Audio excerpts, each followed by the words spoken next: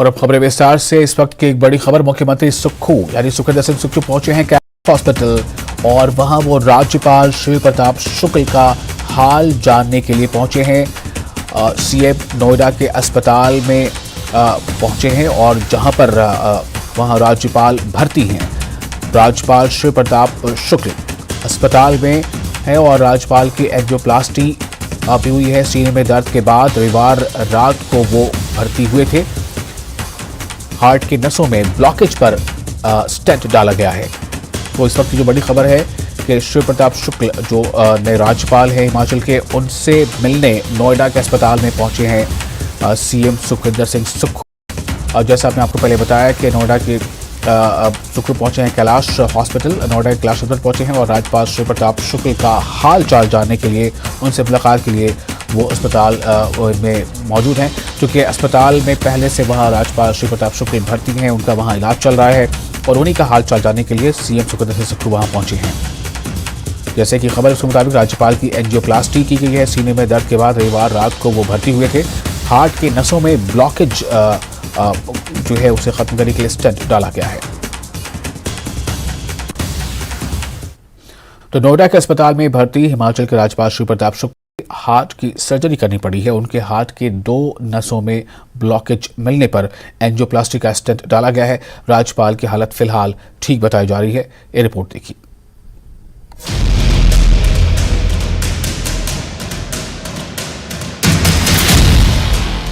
नोएडा के अस्पताल में राज्यपाल की एंजियोप्लास्टी।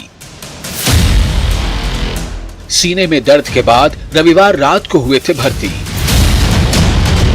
हार्ट के नसों में ब्लॉकेज पर डाला गया स्टेंट। ये नोएडा के कैलाश अस्पताल का सीसीयू वार्ड है, जहां राज्यपाल श्री प्रताप शुक्ल को सीने में दर्द की शिकायत के बाद रविवार रात 11:30 बजे भर्ती कराया गया था। जांच में राज्यपाल के हार्ट की 2 नसों में 70 और 90% तक ब्लॉकेज मिला, जिसके बाद एंजियोप्लास्टी कर स्टेंट लगाया गया। डॉक्टरों के मुताबिक फिलहाल उनकी हालत ठीक है और वो मंगलवार शाम तक अस्पताल से डिस्चार्ज हो जाएंगे। और एंजियोग्राफी में उनकी एक नस में 90% ब्लॉकेज आया और दूसरी में 70% के करीब। तो जो आर्टरी में 90% ब्लॉकेज था उसमें उसी टाइम उनकी परमिशन लेके उनसे दिखा के, फैमिली को दिखा के एंजियोप्लास्टी करके स्टेंट लगा दिया गया। तो पेशेंट का प्रोसीजर बिल्कुल फ्लॉलेस गया, कोई कॉम्प्लिकेशन नहीं है।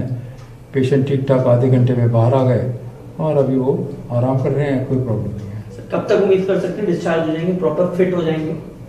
हो सकता है कि अगर सब कुछ ठीक रहा तो कल शाम में परसों सवेरे तक छुट्टी कर सकते हैं और वापस जा सकते हैं। 18 तारीख को हिमाचल के नए राज्यपाल की शपथ लेने के बाद श्री प्रताप शुक्ल पहली बार दिल्ली गए थे, जहां शनिवार उन्होंने राष्ट्रपति और उपराष्ट्रपति से मुलाकात की थी और रविवार को पीएम नरेंद्र मोदी और गृह मंत्री अमित शाह से शिष्टाचार भेंट की। बताया जा रहा है कि रविवार रात वो नोएडा में रहने वाली अपनी बेटी से मिलने पहुंचे थे, जहां तबीयत बिगड़ने के बाद उन्हें फौरन अस्पताल में भर्ती कराया गया। नोएडा की पुलिस कमिश्नर लक्ष्मी सिंह सहित कई लोग उनका हाल जानने अस्पताल पहुंचे। भले ही राज्यपाल मंगलवार शाम तक अस्पताल से डिस्चार्ज हो जाएंगे, लेकिन अगले 2 महीने तक उनका इलाज जारी रहेगा और जरूरत पड़ी तो डॉक्टर कुछ और ऑपरेशन भी कर सकते हैं। प्रताप शुक्ला का एक लंबा राजनीतिक करियर रहा है। अगर बात करें तो 4 बार विधायक रहे, 3 बार केंद्रीय मंत्री और 1 बार राज्यसभा सांसद भी रहे और मौजूदा वक्त में इस समय वो हिमाचल प्रदेश के गवर्नर हैं। फिलहाल पूरी तरीके से जांच पड़ताल कर चुके हैं। डॉक्टर जो गंभीर हैं उनकी देखरेख में, सीनियर कार्डियोलॉजिस्ट है, उनकी देखरेख में उनका इलाज चल रहा है। कैमरामैन अंकित जैन के साथ हिमांशु शुक्ला, न्यूज़ 18 नोएडा। राज्यपाल को ऑपरेशन के बाद हिमाचल राजभवन की तरफ से उनके स्वास्थ्य को लेकर ट्वीट किया गया है। ट्वीट में राज्यपाल की तरफ से स्टेंट की कीमतें कम करने के लिए पीएम मोदी का आभार जताया गया है। राज्यपाल की तरफ से लिखा गया है कि कैलाश अस्पताल नोएडा में स्वास्थ्य परीक्षण के बाद पता चला कि मेरे हृदय की एक धमनी में ब्लॉकेज है। तुरंत परीक्षण किया गया और स्टेंट डालकर उपचार करवाया गया। उन्होंने बताया कि आभार और माननीय प्रधानमंत्री श्री नरेंद्र मोदी जी का जिन्होंने स्टेंट की लागत को कम किया है। इसी कारण मेरे उपचार में भी कुल लागत 1 लाख से कम आई। प्रधानमंत्री जी के इस फैसले से आम नागरिकों को काफी राहत मिल रही है। मेरे सभी शुभचिंतकों का भी धन्यवाद, जिनकी दुआओं से मैं अब पूर्ण रूप से स्वस्थ हूं। शिव प्रताप शुक्ल, राज्यपाल, हिमाचल प्रदेश।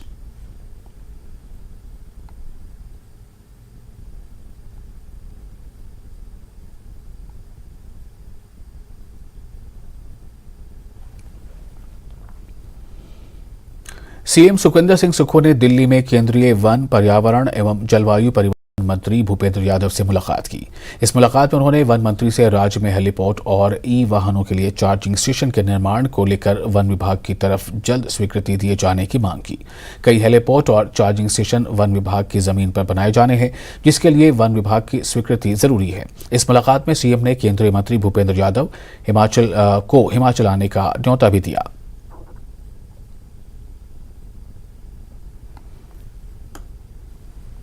जो हमारे फॉरेस्ट मिनिस्टर है उनसे मुलाकात थी, क्योंकि हिमाचल प्रदेश के 1952 एक्ट के तहत सारी भूमि फॉरेस्ट की है, तो कई हमारे डेवलपमेंट के प्रोजेक्ट्स हैं जो एफसीए और एफआरए का कारण रुके पड़े हैं। उस संदर्भ में आज हमने भूपेंद्र यादव जी से, जो फॉरेस्ट मिनिस्टर, बात की और उन्होंने कहा कई समस्याओं का हमने समाधान कर दिया और कई हमारे राज्य के अपने तौर पर है उनको भी समाधान करने की उन्होंने बात की है। तो इस दृष्टिकोण से हम उनसे आज मुलाकात की थी। हिमाचल प्रदेश में हम हिंदुस्तान के पहले ग्रीन कॉरिडोर का निर्माण कर रहे हैं, जहां चार्जिंग स्टेशन इलेक्ट्रिकल बनाए जाएंगे, ग्रीन हाइड्रोजन के दृष्टिकोण से भी काम किया जाएगा और इस बारे में हमने विभाग को आदेश दे दिए। एक सर्वे चल रहा है, तो उसके आधार पर हम ग्रीन कॉरिडोर पर आगे बढ़ेंगे। ऊना में बल्क ड्रग पार्क के निर्माण का काम जोर पकड़ने लगा है। राज्य सरकार को केंद्र की तरफ से 225 करोड़ की पहली किस्त मिल चुकी है, जिसके बाद उद्योग मंत्री हर्षवर्धन चौहान ने कई विभाग के अधिकारियों के साथ बैठक की। अधिकारियों को वहां हर तरह के निर्माण के लिए 15 दिन के भीतर डीपीआर बनाने का निर्देश दिया गया है। उद्योग मंत्री ने कहा कि डीपीआर बनते ही संबंधित विभागों को फंड ट्रांसफर कर दिया जाएगा। इसमें लॉन्ग टर्म लेवल पे जो है हम उसको सोच रहे हैं कि भी हमारे पास जब वहाँ पे बल्क पार्क बनेगा और उनके जो और भी यूनिट्स आएंगे तो उनको पावर केपेबिलिटी की तो वो विस्तृत रूप से हमारी डिटेल में हुई। हमने पावर डिपार्टमेंट को भी कहा है, आईपीएच को भी कहा है और पीडब्ल्यूडी को भी कहा है कि पीडब्ल्यूडी के लिए, क्योंकि अप्रोच रोड जो है वो एक नेशनल हाईवे वाली रोड, क्योंकि अभी रोड बहुत छोटी है और वो ट्रैफिक बहुत बढ़ जाएगा, तो हमने पूरे डिपार्टमेंट्स को कहा है कि हमको डीपीआर बना करके विदिन 15 डेज हमको डीपीआर बना करके दी जाए, ताकि जो हमारी रिक्वायरमेंट्स है उनको हम कैसे कैसे और कहाँ से पूरा करेंगे। जो हमारे को डीपीआर आ जाएगी तो हम वो उनको डिपार्टमेंट्स को मनी जो है रिलीज कर देंगे। केंद्रीय मंत्री अनुराग ठाकुर ने देहरा में ड्रीम प्रोजेक्ट निर्माणाधीन सेंट्रल यूनिवर्सिटी का निरीक्षण किया। उन्होंने अधिकारियों के साथ बैठक कर निर्माण से जुड़ी हर छोटी बड़ी बात की जानकारी दी और कुछ सुझाव भी दिए। इस मौके पर उनके साथ पूर्व मंत्री विक्रम ठाकुर और रमेश धवाला भी थे। उन्होंने कहा कि हमारी कोशिश है कि सेंट्रल यूनिवर्सिटी देहरा और धर्मशाला के लिए वरदान साबित हो। उन्होंने प्रोजेक्ट की राशि 280 करोड़ से बढ़ाकर 500 करोड़ रुपए करने के लिए पीएम मोदी का आभार जताया। अनुराग ठाकुर ने हिमाचल में केंद्र की कई योजनाओं के नाम गिनाए और कहा कि कांग्रेस के राज में हिमाचल के लिए जितना काम 10 साल में नहीं हुआ, उससे ज्यादा मोदी सरकार के 1 साल में भी कर दिया गया है। विश्वविद्यालय देहरा धर्मशाला एक बहुत लंबे संघर्ष के बाद भारतीय जनता पार्टी ने इसका निर्माण कार्य भी शुरू करवाया और मोदी जी के आशीर्वाद से हमें सौभाग्य भी मिला कि इसको बजट भी हमने बढ़वाने का काम किया। 280 से 500 करोड़ से ज्यादा का इस प्रोजेक्ट को करवाया। अब ये शानदार प्रोजेक्ट, इसका टेंडर प्रक्रिया पूरी हो चुकी है, निर्माण कार्य शुरू होने जा रहा है। इस प्रोजेक्ट में और गति आए, तेजी से अपना भवन मिले, अपने हॉस्टल्स मिले। कांगड़ा में चल रही विकास परियोजनाओं की समीक्षा के लिए दिशा की बैठक हुई। धर्मशाला के DRDA हॉल में ये बैठक केंद्रीय मंत्री अनुराग ठाकुर की अध्यक्षता में हुई, जिसमें कांगड़ा के सांसद किशन कपूर, राज्यसभा सांसद इंदु गोस्वामी, कांगड़ा से बीजेपी के 2 विधायक और जिले के सभी आला अधिकारी मौजूद रहे। बैठक में केंद्रीय मंत्री ने अधिकारियों को विकास योजनाओं को समय पर पूरा करने का निर्देश दिया। धर्मशाला को स्मार्ट सिटी बनाने की योजना पर चर्चा की। कई केंद्रीय योजनाओं को लेकर उन्होंने अधिकारियों से सवाल जवाब भी किए।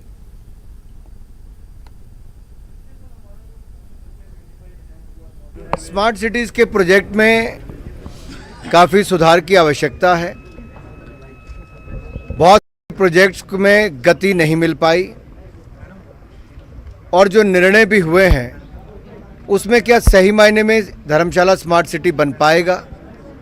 तो कुल मिलाकर बड़ी पिक्चर क्या हो, धर्मशाला को एक स्मार्ट सिटी के रूप में उभारने के लिए उसमें भी जो आवश्यकता होगी वो करेंगे। बीजेपी अभी से लोकसभा चुनाव की तैयारियों में जुट गई है। नालागढ़ पहुंचे बीजेपी के प्रदेश अध्यक्ष सुरेश कश्यप ने कहा कि लोकसभा चुनाव को लेकर पार्टी देश भर में खास रणनीति पर काम कर रही है। अब तक जहां कहीं भी कोई कमी रही है उसे दुरुस्त करने की कोशिश की जा रही है। कश्यप ने कहा कि 2024 में फिर से केंद्र में नरेंद्र मोदी सरकार बनेगी। कड़ा रहा और वोटों का जो अंतर है मात्र अगर हम पूरे प्रदेश की बात करें तो 0.9% का है, लगभग 36,000 का है। और अगर हम संसदीय क्षेत्र की भी बात करें, जहां संसदीय क्षेत्र में कांग्रेस को 14 सीटें मिली हैं, इसके बावजूद भी जो जीत हार का अंतर दोनों पार्टियों में मात्र 55,000 के करीब है। तो वो बहुत बड़ा ऐसा नहीं रहा कि कोई लैंडस्लाइड विक्ट्री कांग्रेस को मिल गई है। लोकसभा का चुनाव आ रहा है, निश्चित रूप से पार्टी संगठित होकर मजबूती के साथ पिछली जो कमियां हैं उनको बुलाकर जो आगे बढ़ेंगे, उनको पिछली कमियों को पीछे छोड़ते हुए जो है हम आगे आगामी जो लोकसभा का चुनाव है उसमें आगे बढ़ेंगे। और जो है निश्चित रूप से इस नालागढ़ से भी और पूरे संसदीय क्षेत्र में जो है भारतीय जनता पार्टी को लीड मिलेगी। हमीरपुर के बड़सर में एम्बुलेंस से चिट्टे की तस्करी का खुलासा हुआ है। पुलिस ने गुप्त सूचना के आधार पर गलू नाम की जगह पर एम्बुलेंस की तलाशी ली तो 14 ग्राम चिट्टा बरामद हुआ। पुलिस ने तस्करी के आरोप में एक फार्मासिस्ट और एम्बुलेंस ड्राइवर को गिरफ्तार किया है। आरोपी फार्मासिस्ट अतुल मिश्रा हमीरपुर जिले के ही ताल का रहने वाला है, जबकि आरोपी ड्राइवर रतन चंद बिलासपुर के हटवाड़ पंचायत का है। ये दोनों दूसरे राज्यों से लेकर हमीरपुर के अलावा बिलासपुर और पंजाब में भी चिट्टे की तस्करी किया करते थे। थाना बड़सर की जो टीम है ये गलू नाम की जगह है जहां पर रूटीन ट्रैफिक चेकिंग शाम के समय कर रही थी। तकरीबन 5 बजे जब इन्होंने एक एम्बुलेंस वहां से जा रही थी उसे रोका तो उसे पाया कि ये जो एम्बुलेंस है इसमें 2 व्यक्ति सवार थे और एक इनमें से फार्मासिस्ट हैं और एक ड्राइवर थे। और इनमें से एक व्यक्ति जो है वो ताल नामक जगह से बिलोंग करते हैं और जो दूसरा व्यक्ति है वो बिलासपुर से बिलोंग करता है। और हमें वहाँ पर इनकी गाड़ी के अंदर से 14 ग्राम हेरोइन जो है वो पाई गई। और उसके बाद फर्दर जब हमने इन्वेस्टिगेशन की तो पाया कि ये जो एम्बुलेंस है यहाँ एक निजी अस्पताल है हमीरपुर में, उसके साथ ये जुड़े हुए हैं, उसके साथ ये रजिस्टर्ड हैं। और इनका ये कहना है कि ये आउट ऑफ स्टेट जाकर जो है हीरोइन को लेकर आए हैं। और हमने इन दोनों व्यक्तियों को NDPS एक्ट के तहत जो है डिफरेंट सेक्शंस में इनके खिलाफ FIR रजिस्टर किया है और इन दोनों को अरेस्ट किया है। और इसमें फर्दर जो इन्वेस्टिगेशन है वो अभी जांच हमारी जारी है। और वहीं हमीरपुर के ही झनिकर में अवैध तरीके से अफीम की खेती हो रही थी, जिसका पता चलने पर पुलिस ने छापेमारी कर अफीम के 320 पौधे नष्ट किए। पुलिस ने जमीन के मालिक को गिरफ्तार कर लिया है।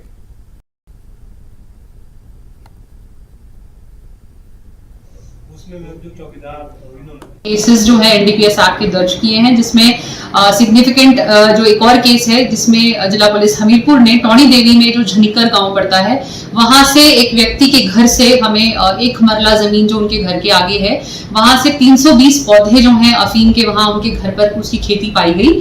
और उसमें भी धारा जो 18 होती है NDPS एक्ट की उसके तहत मुकदमा दर्ज किया गया है और इन व्यक्ति को भी अरेस्ट किया गया है और इसमें फर्दर इन्वेस्टिगेशन अभी की जा रही है।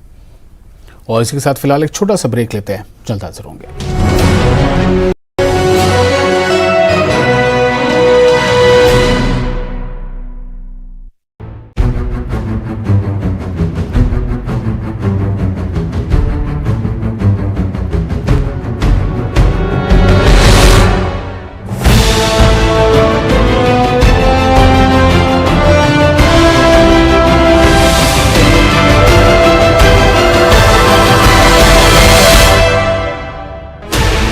16 channels, 15 languages, 26 states, 1200 plus reporters, 67 plus crore viewers. India's largest news network, News 18 Network.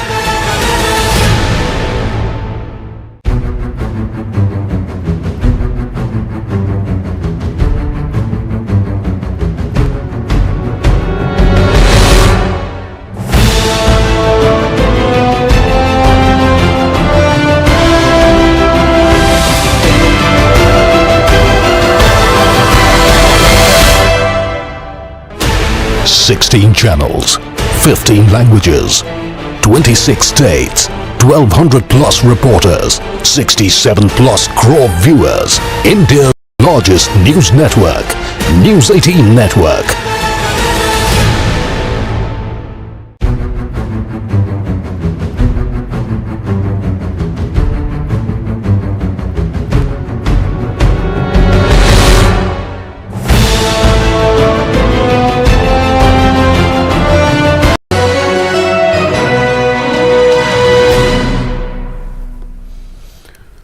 Break के बाद एक बार फिर आपका स्वागत है। आप देख रहे हैं न्यूज़ 18 JKLH और अपना हिमाचल में अगली खबर। फतेहपुर के सुनेट में खेत से नौजवान का शव बरामद होने से सनसनी फैल गई है। शव गांव के ही एक युवक का था। परिवार के लोगों ने यहां शराब का अवैध कारोबार करने वाले सांसी समुदाय के लोगों पर हत्या का शक जताया है।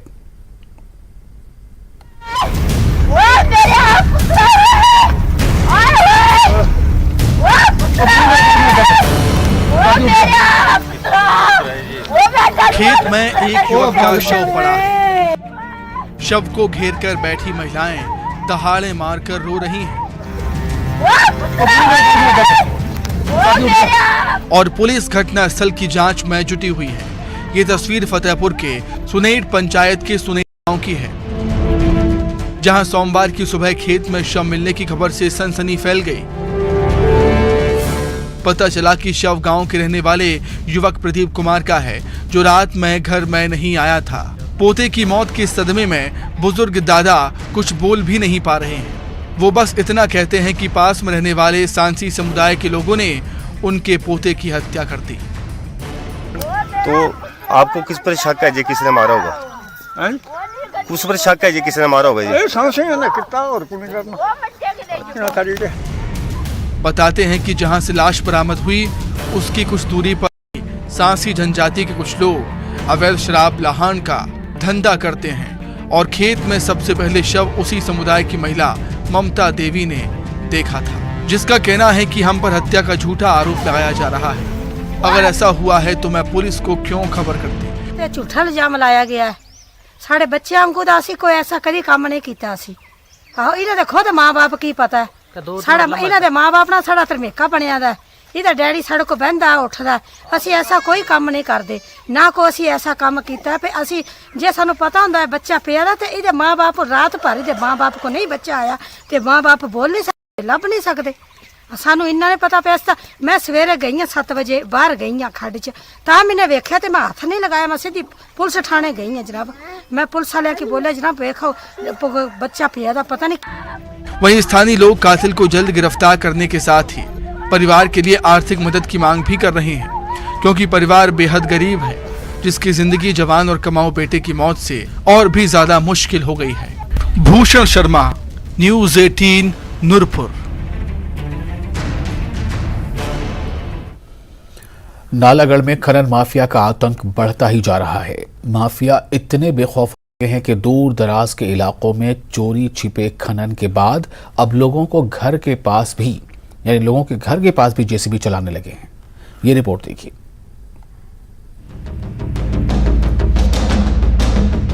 ये नालागढ़ के बरोटीवाला में हरियाणा बॉर्डर पर बसे भागूवाला गांव की तस्वीरें हैं, जहां गांव के आसपास बड़े बड़े गड्ढे बन चुके हैं।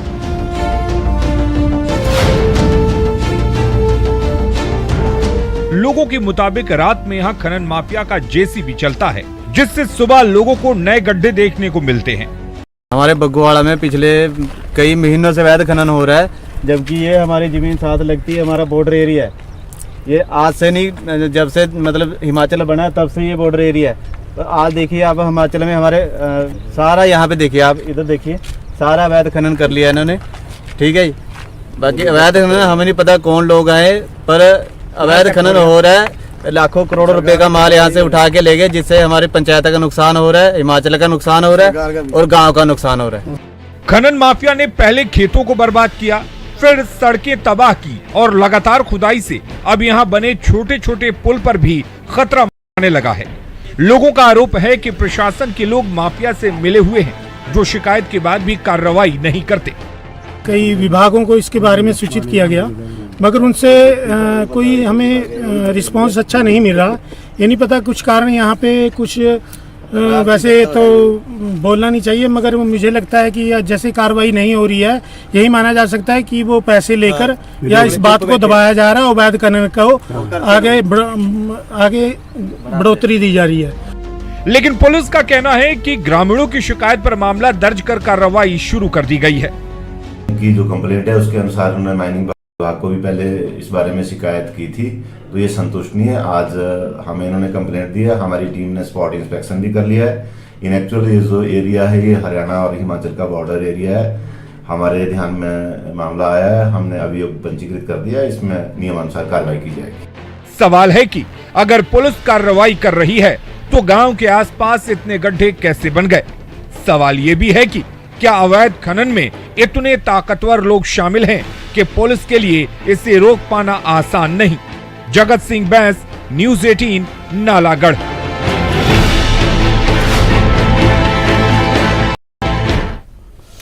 शिमला के रिज मैदान में नाबार्ड के 5 दिवसीय प्रदर्शनी आगाज हो गया है और प्रदर्शनी में स्वयं सहायता समूह और कृषक उत्पादक संघ की तरफ से अलग अलग स्टॉल लगाए गए हैं।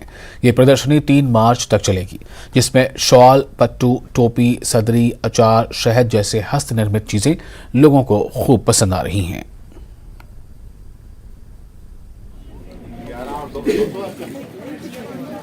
सत्ताईस से 3 तारीख तक हम ये अंतर्राष्ट्रीय महिला दिवस कर रहे हैं और इसमें हमने पूरे हिमाचल के जो है उत्पाद, ग्रामीण उत्पाद आपके यहाँ आए हैं और इसका मकसद ये है कि होली आ रही है, बसंत लग गई है, होली आ रही है और एक बड़ा त्यौहार आ रहा है।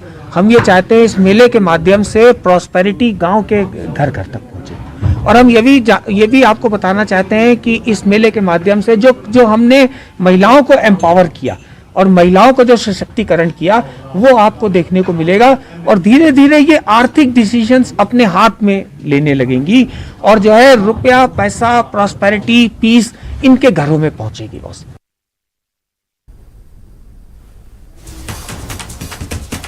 और इस वक्त एक बड़ी खबर आ रही है। हिमाचल प्रदेश के कई हिस्सों में सूखे की आशंका जताई गई है। सूखे से निपटने के लिए मुख्य सचिव ने बैठक की है। राज्य में औसत से कम बारिश हुई है और बर्फबारी भी। अधिकारियों को ठोस कार्य योजना तैयार करने के निर्देश दिए गए हैं। वन विभाग को और आग को लेकर सतर्क रहने को निर्देश दिया गया है कि आगे भी इस मामले पर बहुत सतर्क रहना है। जल शक्ति विभाग को पेयजल संरक्षण के भी निर्देश दिए गए हैं। तो इस वक्त एक अहम खबर है, ये आपको बता दें, हिमाचल प्रदेश में सूखे की आशंका, यानी कि प्रदेश के कई हिस्सों में सूखे की आशंका जताई गई है। सूखे से निपटने के लिए मुख्य सचिव ने बैठक भी की है।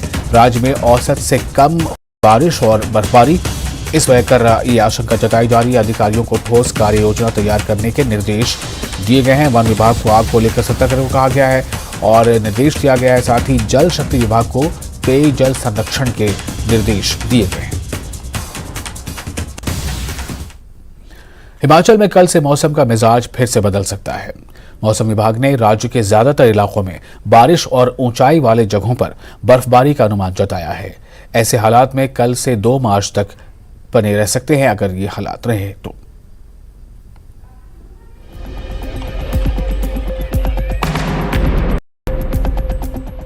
आसमान पर छाते काले बादलों की ऐसी तस्वीर हिमाचल के कई हिस्सों में दिखाई दे रही है।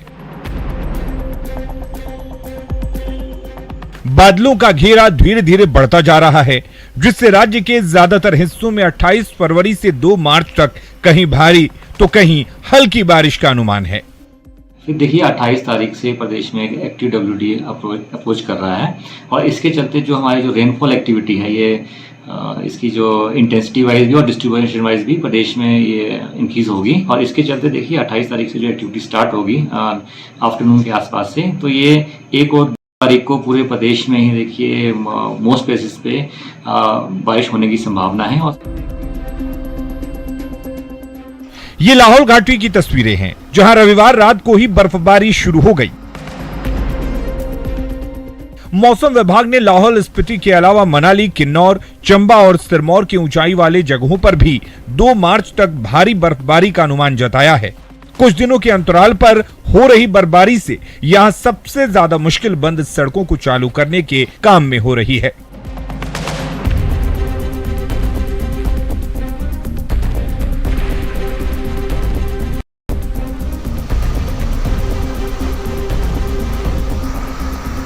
दी गई है। अब तक विभाग ने 134 में से 40 संपर्क सड़क मार्गों को वाहनों की आवाजाही के लिए खोल दिया गया है और बाकी जो संपर्क सड़क मार्ग है उन्हें भी बहाल करने का काम जो युद्ध स्तर पर किया जा रहा है।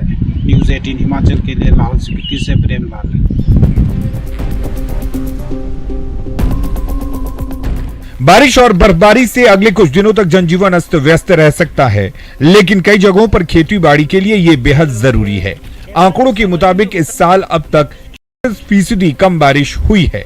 वहीं सिर्फ फरवरी महीने में जितनी बारिश का अनुमान था उससे अब तक 70% कम बारिश रिकॉर्ड की गई है। लाहौल से प्रेमलाल के साथ राजेंद्र कुमार, शिमला, न्यूज़ 18। और इसी के साथ इस बुलेटिन में फिलहाल इतना ही, लेकिन न्यूज़ 18 JKLH पर खबरों का सिलसिला लगातार जारी है।